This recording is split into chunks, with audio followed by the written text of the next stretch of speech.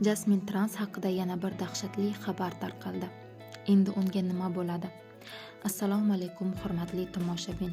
Kunning tezkor xabarlarini o'tkazib yubormaslik uchun video ostida like tugmasini bosib qo'yishni hamda kanalimizga obuna bo'lishni unutmang.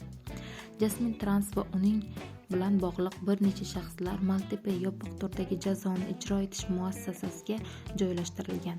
Ular hibsga olingandan so'ng o'tkazilgan tintuv jarayonida muhim dalillar topilgan va hozirda ular ekspertizaga yuborilgan.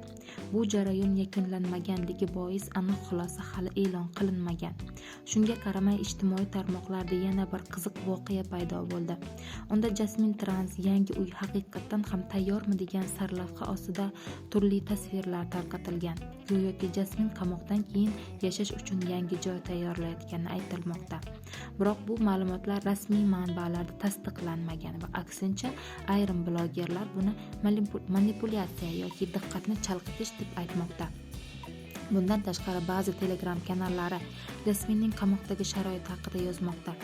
Go'yoki u erkaklar bilan bir bo'limga joylashtirilgan.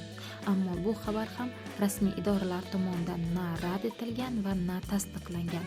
Eng qiziq tomoni, Jasmin bilan bog'liq bu voqealar san'at olami vakillari ham befarq emas. Ayrim mashhur shaxslar Jasmin ataylab qurbon qilinyapti desa, boshqalar har bir ishning javobi bor deya fikr bildirmoqda.